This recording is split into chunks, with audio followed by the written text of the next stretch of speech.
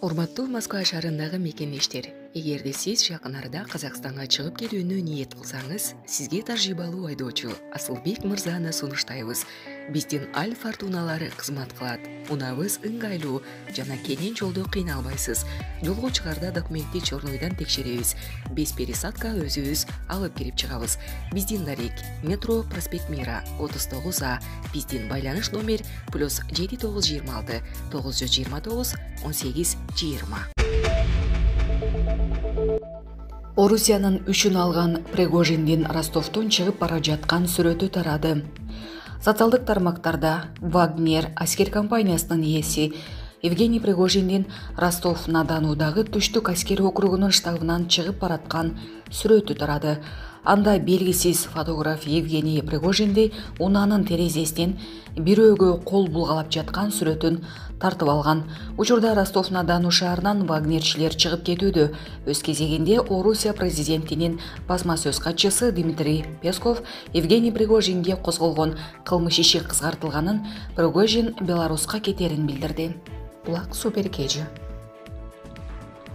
Вагнер окуясы. Кремль эмне үчүн Лукашенко ортомчулук кылганын түшүндүрдү.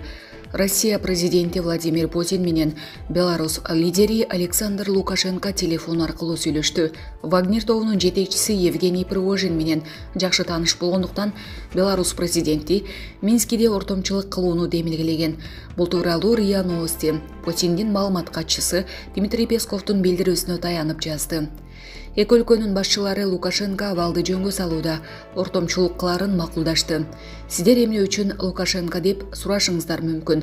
Себеби Александр Григорьевич Пригожин менен 20 жылга жакын убакыттан бери жакшы тааныш. Бул Лукашенконун демилгеси деген Песков журналисттерге. Ошондой эле ал ишемби трагедиялык окуялар жетиштүү болгон оор күн деп атады. Окуянын чоо жайы. Башкы прокуратура Россиянын федералдык коопсуздук кызматы Вагнер жек аскер компаниясынын негиздөөчүсү Евгений Пригожиндин билдирүүлөрүнөн кийин аскердик төңкөрүшкө чакырык боюнча кылмыш иши козголгонун билдирди.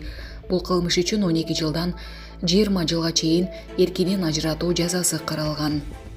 ФСБ Пригожиндин билдирүүлөрү жана иш-аракеттери Россиянын аймагында куралдуу жарандык кагылышты баштоого чакырык болуп саналарын жана россиялык аскерлердин далысына бычак урарын белгилеген. Мекеме Пригожиндин кылмыштуу буйруктарын аткарбоого жана аны кармоого чара көрүүгө чакырган. Ал арада Россиянын коргоо министрлиги Вагнердин арткы лагерине сокку урулганы тууралуу маалыматты четке какты. Министрликтин маалыматында социалдык тармактарда анын жетекчиси Евгений Пригожиндин атынан Вагнер тобунун арткы лагерине сокку урулду деп айтылып жаткан бардык билдирүүлөр жана видео тасмалар чындыкка дал келбейт. Бул маалыматтык чагымчылык болуп саналат. РФ коргоо министрлиги россиялык күчтөр атайын операция жүрүп жаткан аймакта өз милдетин аткарып жатканын белгиледи. Москва шаары менен Москва облусунда контртеррордук операция жарыяланган. Кремль сүйлөшүүлөрдүн жыйынтыгын жарыялады. Пригожинге карата козголгон кылмыш иши токтотулат. Козголгонго катышкан Вагнер тобунун жоокерлери кысымга алынбайт.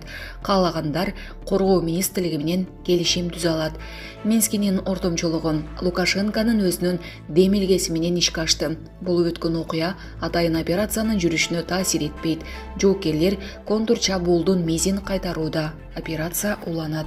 Булак Спутник эжи.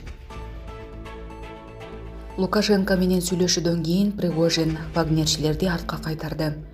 Вагнер аскердик компаниясынын лидери Евгений Пригожин Беларус президенти Александр Лукашенко менен сүйлөшкөндөн кийин Москвага бара жаткан колоннаны артка кайтарды.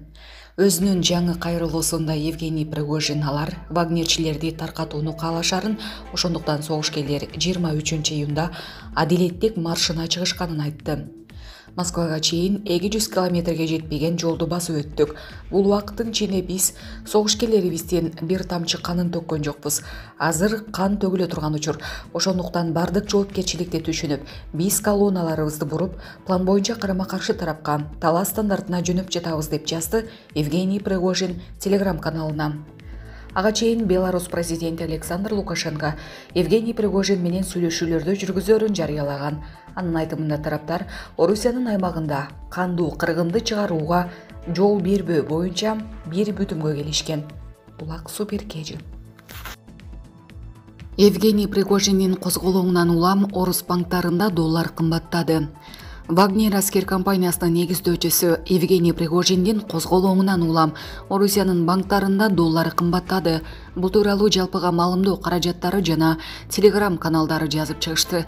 Пригожин Ростов-на-Дону шаарына көзөмөл орнотконун айткандан кийин Орусиядагы ири банктарда доллар кескин түрдө кымбаттаган.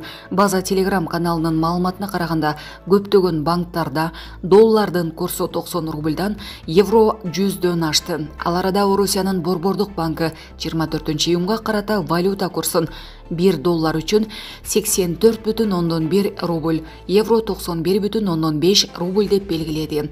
Ошондой эле авиабилеттердин дагы баасы кымбаттаганын айтып, атүгүл калбай калганы дагы маалымдалды. Булак Суперкежи. Кремлдин адамы аябай корко турганы көрүндү. Владимир Зеленский үн катты. Украинанын президенти Владимир Зеленский өзүнүн күн сайын жасалган кайрылуусунда орусиялыктарга кайрылды. Кремлдин адамы аябай корко турганы көрүндү жана бир жерде жашынып отурган болушу мүмкүн. Москвада эмес болсо керек, кайсы бир жакка чыгып, бир нерсе сурап жатышы ыктымал. Ал эмнеден коркуп жатканын билет, себеби өзү бул коркунучту жаратты, деди ал. Владимир Зеленский Орусияда болуп жаткан окуяларга комментарий берип, ЧВК Вагнердин куралдуу козголоңунан кийин эл аралык коомчулук орусиялык жетекчилик эч нерсени көзөмөлдөй албай жатканын түшүнүшү керектигин айтты. Булак Серепкежи.